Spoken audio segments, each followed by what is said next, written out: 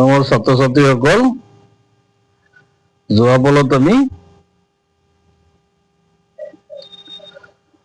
আলোচনা কৰিছিলো এচিড আৰু ক্ষাৰৰ বিষয়ে। আমি এচিডৰ ক্ষেত্ৰত কিছুমান সূচক পাইছিলো, প্ৰাকৃতিক সূচক, কৃত্ৰিম সূচক আৰু গাৰ্নেন্দীয় সূচক। এইবাৰ আমি এচিড আৰু ক্ষাৰৰ সৈতে ক্ষাৰকে ধাতুৰ সৈতে কিদৰে বিক্ৰিয়া কৰি আমি চাওচোন। এচিড আৰু ক্ষাৰকৰ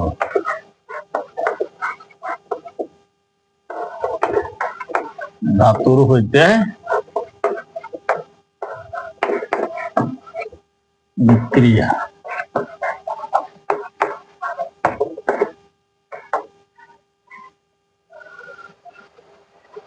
এচিড আৰু ক্ষাৰকৰ ধাতুৰ সৈতে বিক্ৰিয়া আমি চাওচোন। আমি এচিড সচৰাচৰ কি পাইছিলো, ধৰি লোৱা sulphuric acid, hydrochloric acid, nitric acid, হয়নে, ইত্যাদি বিভিন্ন ধৰণৰ এচিড। ক্ষাৰক বা ক্ষাৰ sodium hydroxide, potassium hydroxide, magnesium hydroxide, এইবিলাক হৈছে ক্ষাৰক বা ক্ষাৰ। গতিকে ইহঁতে ধাতুৰ লগত কিদৰে বিক্ৰিয়া কৰে, যে এইবাৰ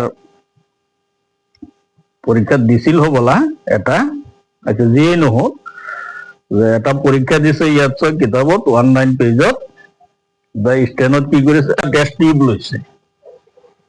এইটো এটা টেষ্ট টিউব, বুজি পাইছানে? এই টেষ্ট টিউব লৈছে। টেষ্ট টিউবত কি লৈছে, লঘু সালফিউরিক এচিড, ইয়াত লঘু সালফিউরিক এচিড লোৱা হৈছে। এইটো হল H2SO4। তলত কিছুমান লৈছে, তলত এনেকুৱা এনেকুৱা কিছুমান অংশ আছে, এই অংশবিলাক লৈছে কি, জিংকৰ টুকুৰা, জিংকৰ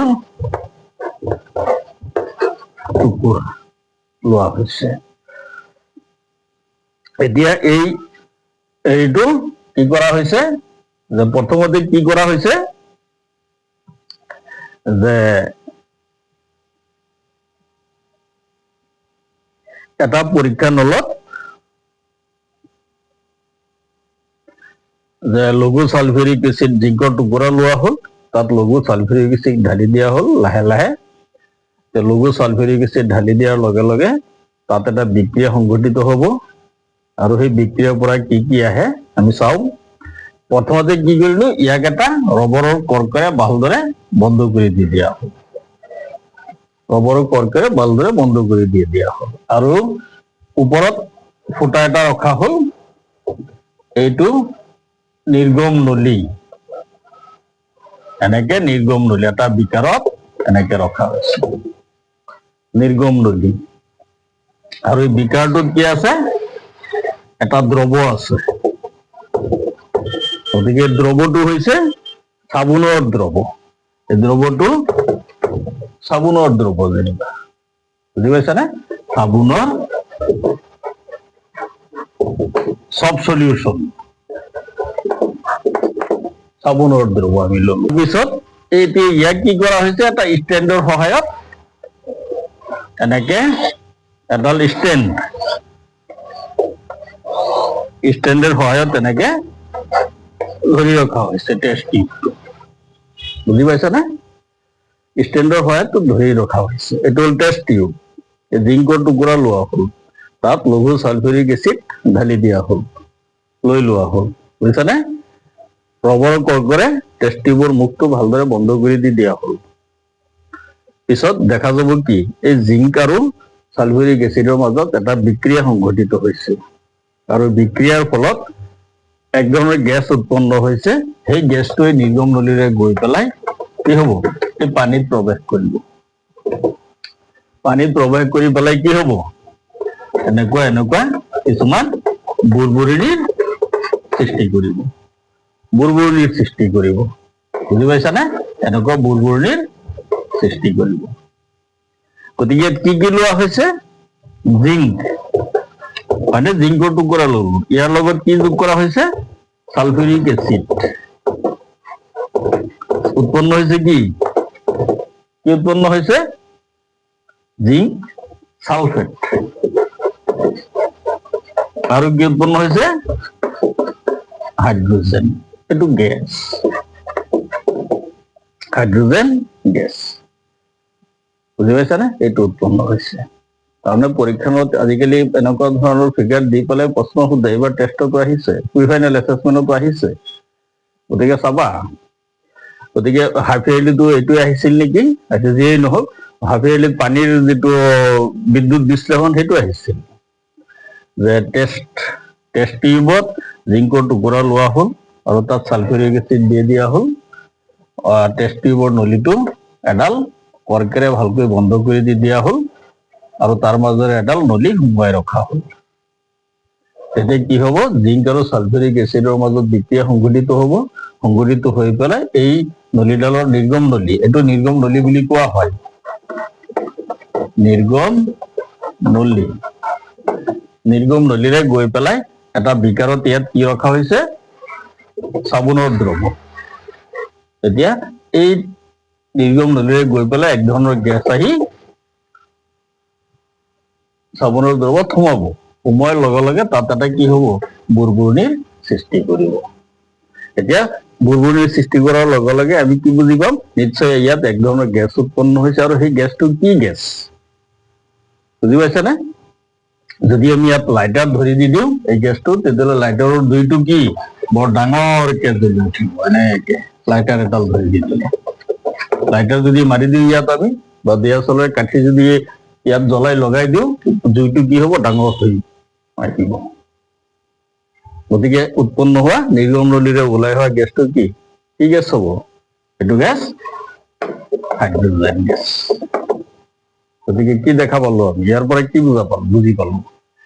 যে ধাতু, জিংক হৈছে ধাতু, ধাতু আৰু এচিডে বিক্ৰিয়া কৰি ধাতৱ লৱণ আৰু হাইড্ৰোজেন গেছ উৎপন্ন কৰে। ধাতুৱে এচিডৰ সৈতে। গতিকে এইটো হ'ল পৰীক্ষা, দিয়া পৰীক্ষাত ইয়াৰ পৰা সৰু প্ৰশ্ন সুধিব। নিৰ্গম নলীৰে কি গেছ উৎপন্ন হৈছে? Hydrogen gas. কেনেকৈ চিনাক্ত কৰিবা?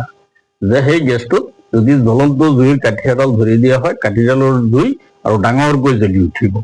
আৰু ইয়াৰ পৰা বুজা যায় যে আমি কি জানো? হাইড্ৰোজেন গেছ নিজে দাহ্য, গতিকে গেছটো জ্বলি উঠিব, জুইটো আল্টিমেটলি ডাঙৰ হৈ যাব। গতিকে কি হ'ব?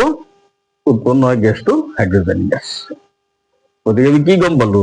যে ধাতু এচিডৰ সৈতে বিক্ৰিয়াৰ ফলত হাইড্ৰোজেন গেছ উৎপন্ন হয়। পৰীক্ষাত সুধিব পাৰে ধাতু এচিডৰ লগত কেনেদৰে বিক্ৰিয়া কৰে, সমীকৰণ সহ দেখুওৱা। সমতুল সমীকৰণ সহ দেখুৱাই দিয়া। এইটো হ'ল পৰীক্ষা। তাৰপিছত আহা ঠিক একেদৰে আমি ধাতু পালো। এইবাৰ যদি আমি ক্ষাৰ লওঁ তেতিয়াহ'লে কি পাম? এইটো যেনিবা ধাতু আৰু এচিডৰ পৰীক্ষাটো আমি পালো, হয়নে?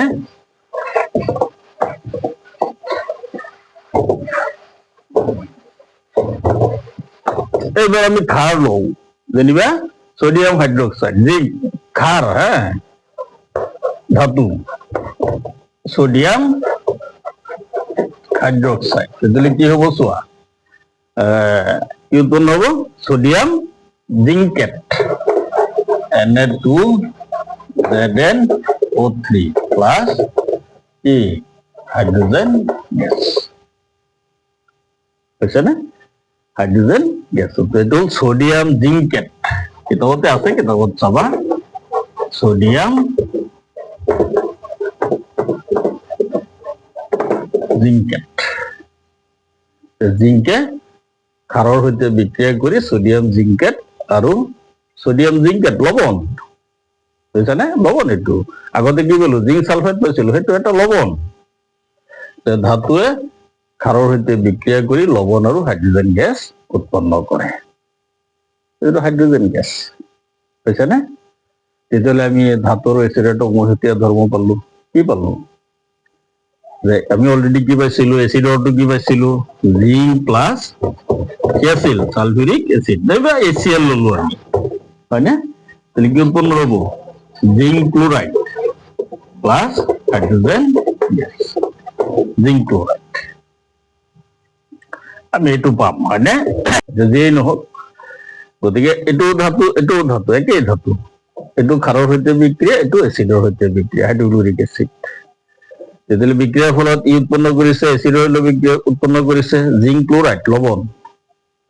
ক্ষাৰৰ সৈতে উৎপন্ন কৰিছে জিংক, সোডিয়াম জিংকেট, লৱণ। Hydrogen gas. গতিকে ধাতুৱে এচিড আৰু ক্ষাৰৰ সৈতে বিক্ৰিয়া কৰি লৱণ আৰু হাইড্ৰোজেন গেছ উৎপন্ন কৰে। এইটো হ'ল তাৰ উমৈহতীয়া এটা ধৰ্ম, ৰাসায়নিক ধৰ্ম, chemical properties, common chemical properties, যে ধাতুৱে এচিড আৰু ক্ষাৰ উভয়ৰ সৈতে বিক্ৰিয়া কৰি হাইড্ৰোজেন গেছ উৎপন্ন কৰে। এইটো হ'ল তাৰ কমন প্ৰপাৰ্টিজ, এচিড এণ্ড বেছ। তাৰপিছত আহা আৰু এটা পৰীক্ষা দিছে, পৰীক্ষাটো চোৱা। ধাতৱ কাৰ্বনেট আৰু ধাতৱ হাইড্ৰোজেন এচিডৰ সৈতে কিদৰে বিক্ৰিয়া কৰে। ধাতৱ কাৰ্বনেট আমি যদি চাওঁ, ধাতৱ কাৰ্বনেট যদি লওঁ, ধাতৱ কাৰ্বনেট আৰু কি আছে, ধাতৱ হাইড্ৰোজেন কাৰ্বনেট, ধাতৱ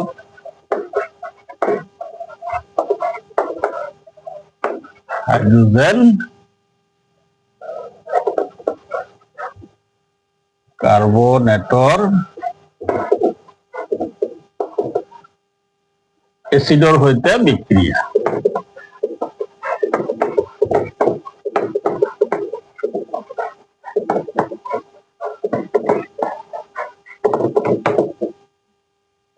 ধাতৱ কাৰ্বনেট আৰু ধাতৱ হাইড্ৰোজেন কাৰ্বনেটৰ এচিডৰ সৈতে বিক্ৰিয়া। এটা পৰীক্ষা দিছে, একেদৰে এটা টেষ্ট টিউব লৈছে,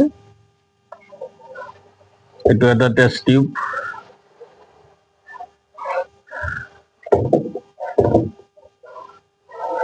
টেষ্ট টিউবত কি লৈছে, এবিধ দ্ৰৱ লৈছে, দ্ৰৱটো কি, লঘু, এইটো এটা দ্ৰৱ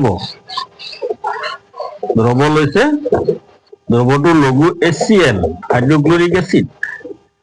এবাৰ সালফিউৰিক নল'লো, লঘু HCl ললো। আৰু কি কৰিছে, তলত কিছুমান কি দিয়া হৈছে, এইটো সোডিয়াম কাৰ্বনেট,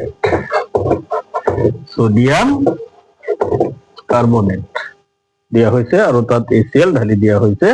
গতিকে ইয়াত এডাল কৰ্কেৰে, ৰবৰৰ কৰ্কেৰে ভালদৰে বন্ধ কৰি দি দিয়া হৈছে।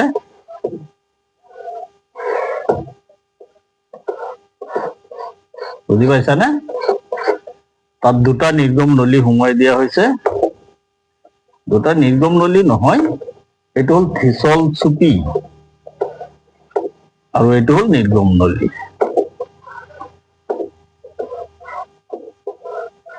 নিৰ্গম নলী সোমোৱাই ৰাখিছে। ইয়াত আৰু এটা টেষ্ট টিউব লোৱা হৈছে, এইটো আৰু এটা টেষ্ট টিউব, আৰু এটা টেষ্ট টিউব ইয়াত লোৱা হৈছে, বিকাৰ নহয়, টেষ্ট টিউব, আৰু এটা টেষ্ট টিউব লোৱা হৈছে।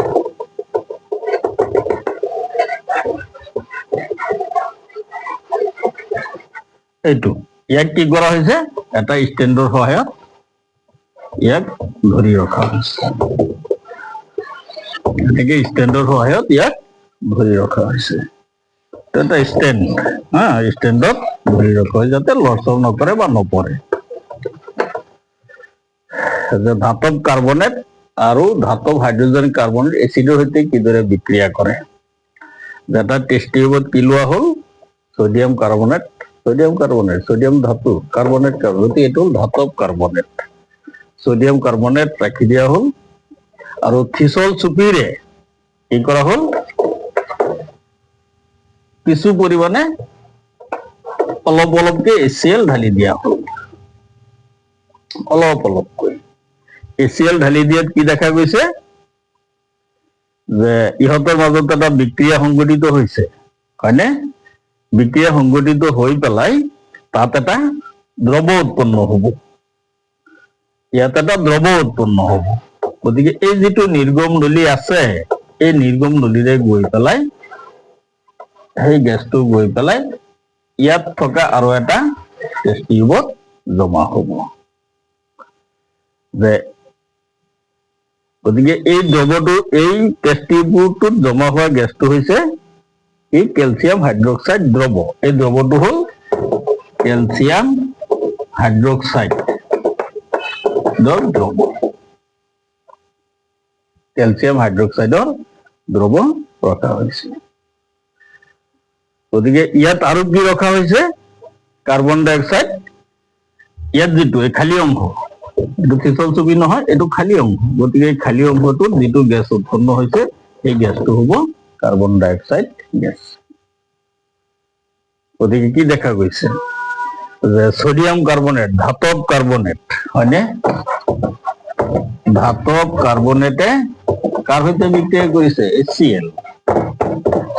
HCl এর হইতে বিক্রিয়া করে কি উৎপন্ন করেছে? Sodium chloride. আর উৎপন্ন করেছে কি? পানি, কার্বন ডাই অক্সাইড গ্যাস। পানি আর কি উৎপন্ন করেছে? কার্বন ডাই অক্সাইড গ্যাস উৎপন্ন করেছে। সব কার্বনেট এটা আকৌ কৈছো, এটা টেষ্ট টিউব লোৱা হল। টেষ্ট টিউবত ধাতব কাৰ্বনেট হিচাপে সোডিয়াম কাৰ্বনেট লোৱা হল। ফিছল চুপিৰে লঘু হাইড্ৰোক্লোৰিক এসিড ঢালি দিয়া হল। দেখা যাব যে হাইড্ৰোক্লোৰিক এসিড আৰু সোডিয়াম কাৰ্বনেটেৰ মাজত বিক্ৰিয়া ঘটি টেষ্ট টিউবৰ খালী অংশত এক ধৰণৰ গেছ জমা হ'ব আৰু সেই গেছটো হ'ব কাৰ্বন ডাই অক্সাইড গেছ। ইফালে এটা টেষ্ট টিউবত কি ৰখা হৈছে? ক্যালসিয়াম হাইড্ৰোক্সাইডৰ দ্ৰৱ, ক্ষাৰৰ দ্ৰৱ, ক্ষাৰ এইটো ক্ষাৰৰ দ্ৰৱ ৰখা হৈছে, হয়নে? গতিকে এই নিৰ্গম নলীৰে, যিটো নিৰ্গম নলী আছে, নিৰ্গম নলীৰে কাৰ্বন ডাই অক্সাইড গেছ পেলাই যাব, গৈ পেলাই এই ক্যালসিয়াম হাইড্ৰোক্সাইডৰ দ্ৰৱত গৈ জমা হ'ব, ভিতৰলৈ সোমাই যাব। এনেকে সোমাই গৈ পেলাই কি কৰিব? এই গেছটো ঘোলা কৰি পেলাব, ঘোলা কৰি দি দিব গেছটো। বুজি পাইছানে? ক্যালসিয়াম হাইড্ৰোক্সাইড চূণপানীৰ দ্ৰৱ বুলি কোৱা হয় ইয়াক। চূণপানীৰ দ্ৰৱ, কাৰ্বন ডাই অক্সাইড গেছ এই চূণপানীৰ দ্ৰৱত গৈ সোমাব আৰু কি কৰিব? চূণপানীৰ দ্ৰৱটো ক্যালসিয়াম হাইড্ৰোক্সাইডৰ দ্ৰৱটো ঘোলা কৰি দি দিব।